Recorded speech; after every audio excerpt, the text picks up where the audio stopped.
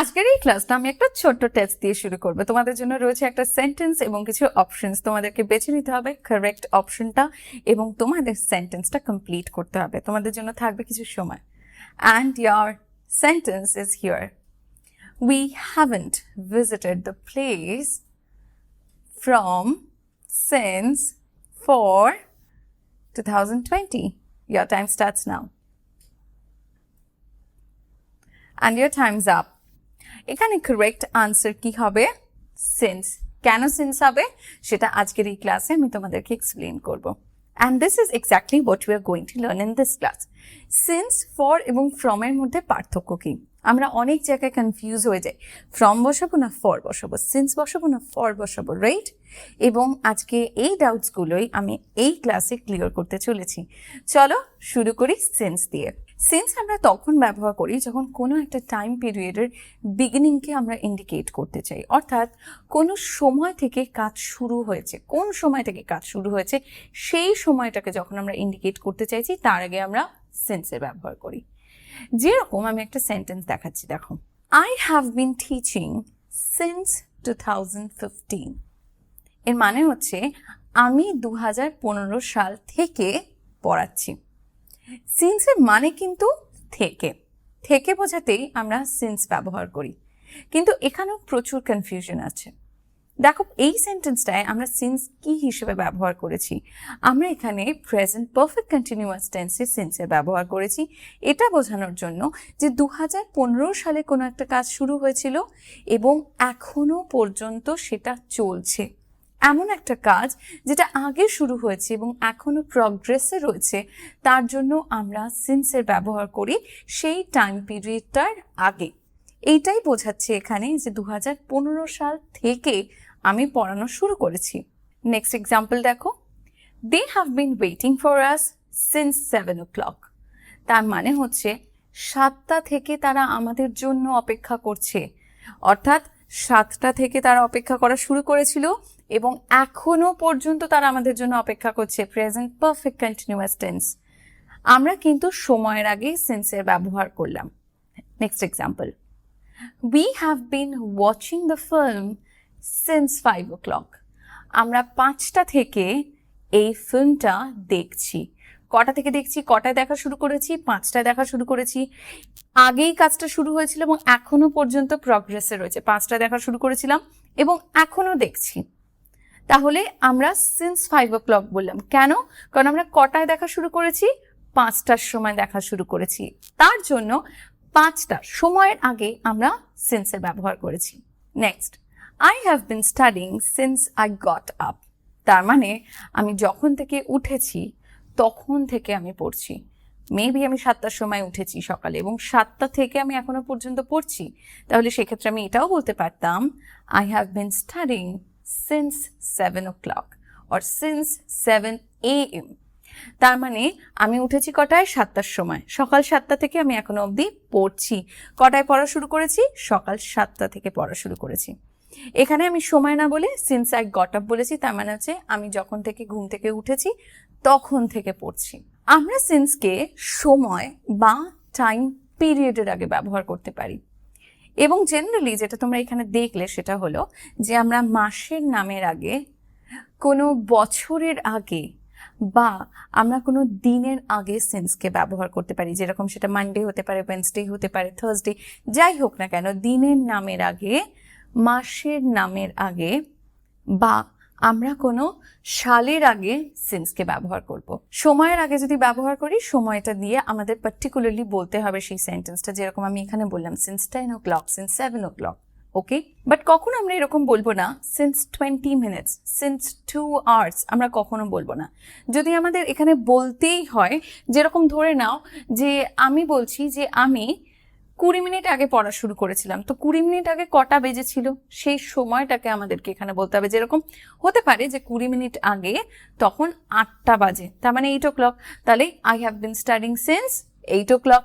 এখন maybe 8:20, right? তাহলে 20 minute আগে হয়ে গেল। কিন্তু আমরা 20 minutes ago বলতে পারবো না, সিন্স 20 minutes আমরা বলতে পারবো না। বা ধরে নাও যদি বলতে হয় যে আমি 2 ঘন্টা আগে থেকে পড়ছি, রাইট? সো 2 ঘন্টা আগে থেকে, সিন্স 2 আওয়ার্স, আমরা কখনো এভাবে কথা বলি না, 2 ঘন্টা আগে থেকে বলবো না। আমরা কিভাবে বলবো? এখন যদি 8টা বাজে এবং আমি যদি 2 ঘন্টা আগে পড়া শুরু করি, তাহলে সেক্ষেত্রে কটা বাজবে? 6টা। তাহলে আমরা বলবো I have been studying since 6 o'clock। বোঝা গেছে? তো আমাদের সেই পার্টিকুলার টাইমটা মেনশন করতে হবে, আমাদের ডিউরেশনটা আমরা এখানে মেনশন করবো না। সিন্স দিয়ে আমরা ডিউরেশনের কথা বলি না।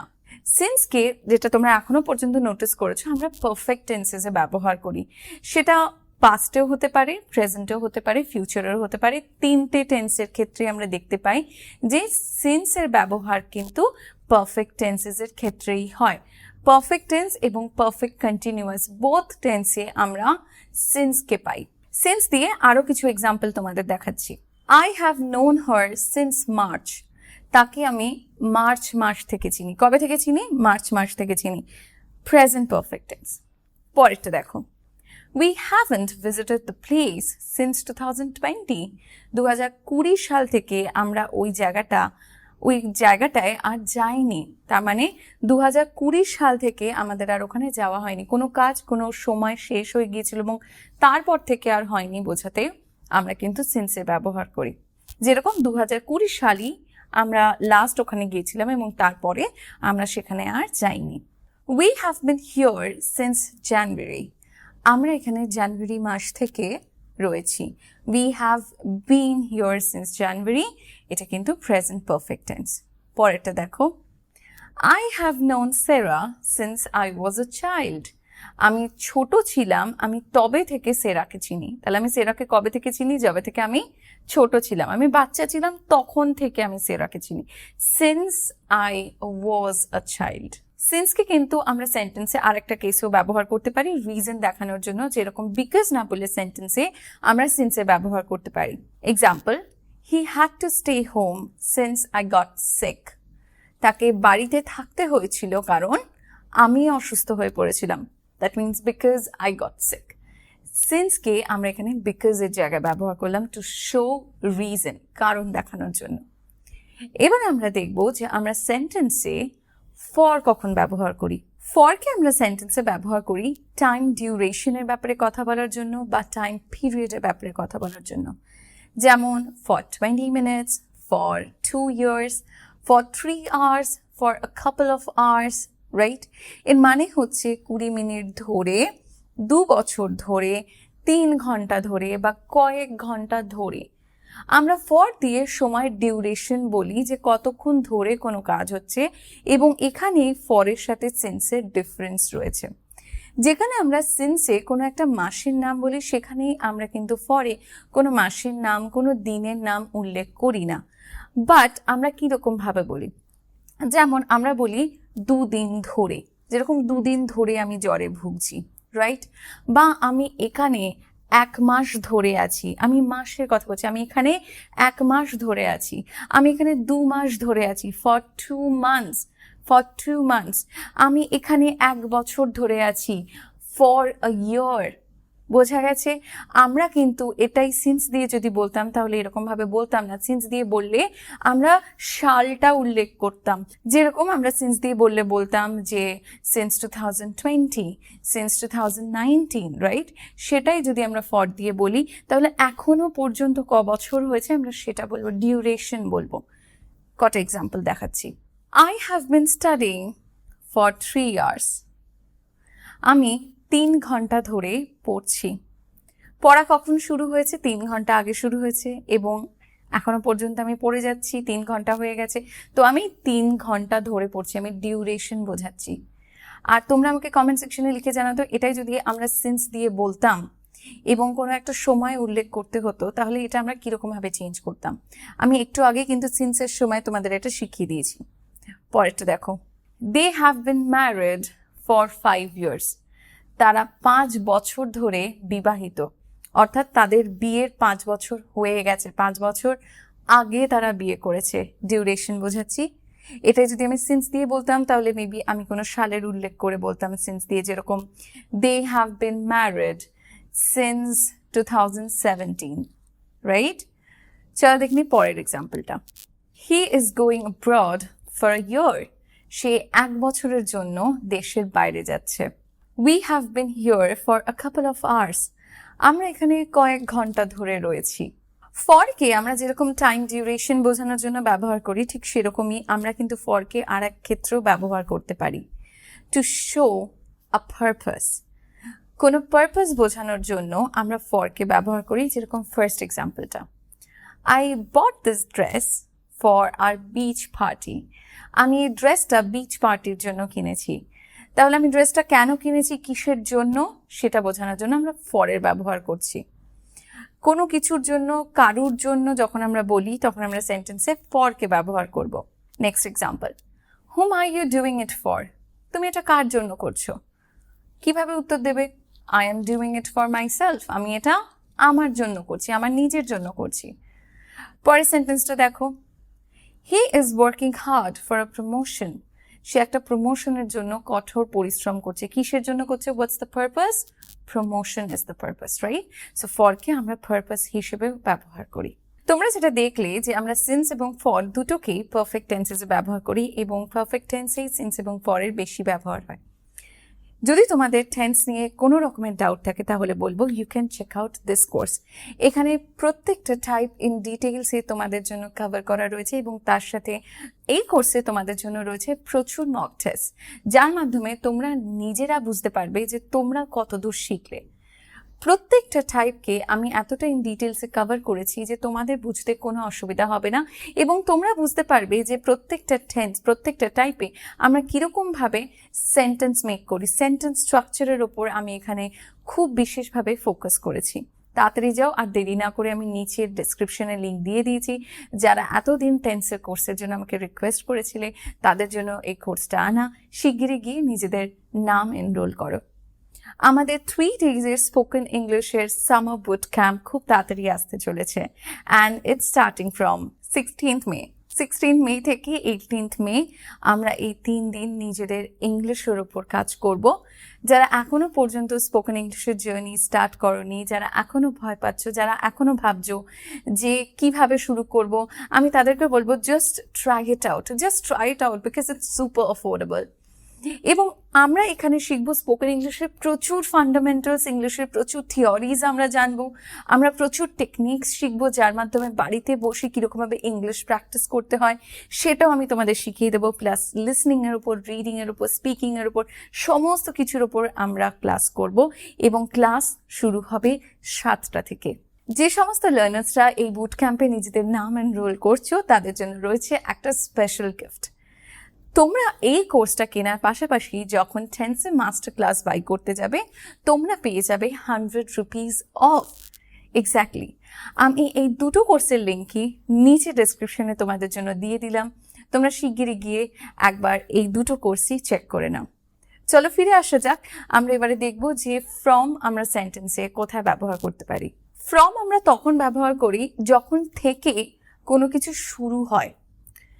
যেরকম তোমাদের সামনে আমি একটা এক্সাম্পল রাখছি, the shop opens from 10 AM। তার মানে দোকানটা রোজ খুলে আমরা সেন্টেন্সে সিম্পল প্রেজেন্ট টেন্সে ব্যবহার করলাম। কিন্তু এইখানেই তোমরা যদি এবার আমাকে প্রশ্ন করো যে ম্যাম আমরা কি এটা সেন্সে ব্যবহার করে বলতে পারতাম, যেরকম আপনি সেন্সেও শিখিয়েছেন যে যখন কোনো কাজ শুরু হয় তখন থেকে যদি আমরা বলি তাহলে আমরা সেন্সে ব্যবহার করতে পারি, এবং সেই সেন্সে আমরা যদি বলি the shop opens since 10 o'clock, তাহলে কি এটা কারেক্ট হবে? No, the answer will be wrong. এটা এখানে ফ্রমেরই ব্যবহার করব। যেরকম আমরা বলতে পারি our 3-day spoken English boot camp is starting from 16th May।